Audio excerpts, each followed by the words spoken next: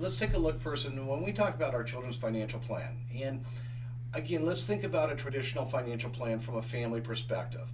From a family perspective, I'm out there as a father. I'm trying to build my career. I'm trying to build my family. At some point, weaning my children out someday that they will go out there and become productive based on going to college, possibly getting a career, and then developing their own world.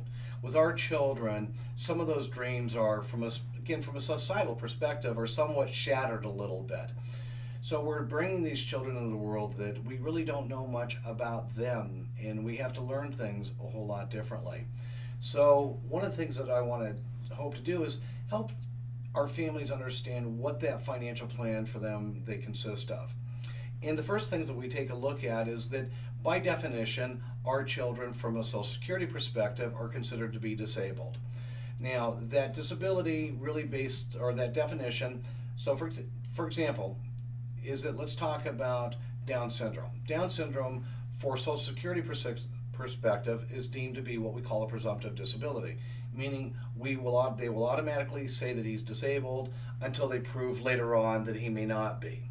Whereas a child with autism, Social Security does not come back and say that they're presumptively disabled. We have to prove to Social Security that the child who has autism is indeed disabled. So Down syndrome, he is disabled. Autism, he's not unless we prove otherwise. So, but for our purposes here in California, a lot of our kids that are regional center clients, which are again the autism, seizure disorders, and a few other situations, and even what they call fifth category, which is where Down syndrome belongs to in regional center.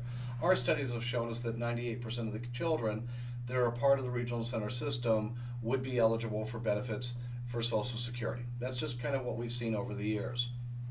So what happens with that is that what we're really trying to take a look at is saying, all right, here's these benefits that our children have. They're going to have, because what does Social Security do? Social Security provides a check, don't they? They provide a form of income. But what they say also is that we have two main sets of rules.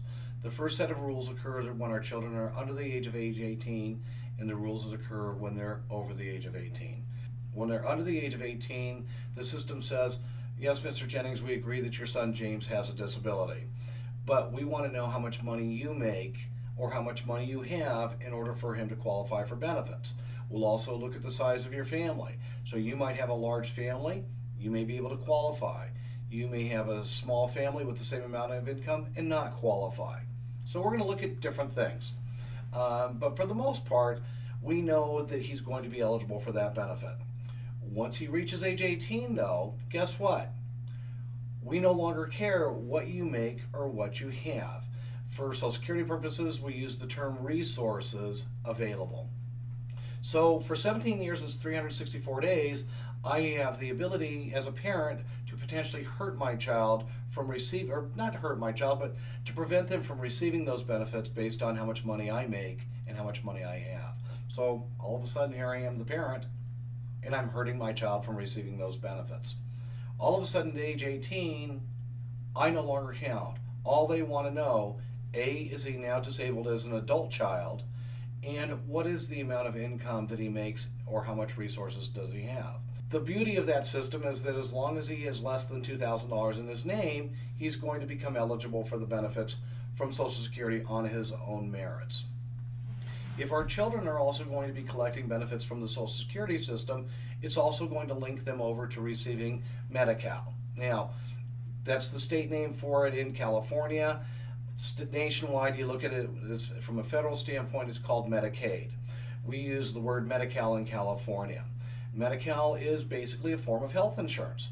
Now, the majority of our children are not going to be able to get health insurance if they just applied to a health insurance company and said, hey, can I get health insurance? So we all know that Medi-Cal does not have a lot of providers who accept Medi-Cal. We know it's a shortage of coverage, but what we look at more than anything else is the access to medical care. So what I try to look at from a father's perspective is that it says that, wow, my child's going to be able to receive a form of income at some point in time based on who he happens to be.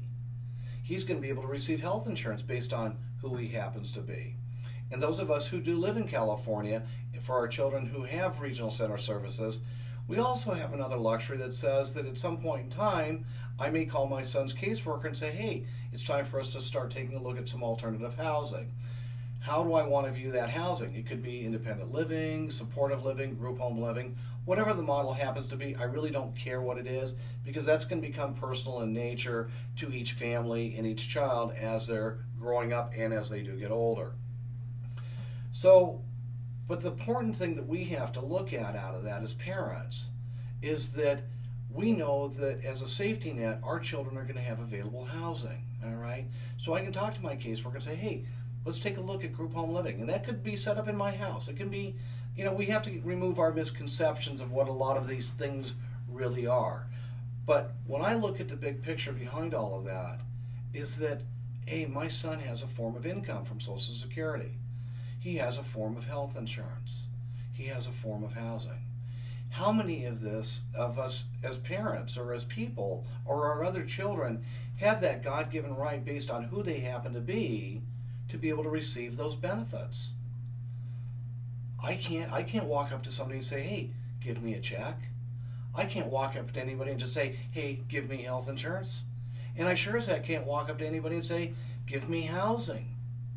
How many of us in this world have that God-given right based on who we happen to be? Have that luxury. But our children do.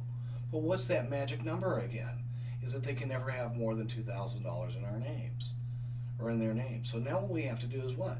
We really have to now sit back and take a look and say, oh my God, my kid can't have any money. How does that strike us? How does that make us feel? Because now what I have to do is that now that I understand at least the basics of my child's financial plan, I have to take a look and see what type of planning I'm doing for myself as a family and see how that overlaps what benefits my son will be entitled to at some point in time.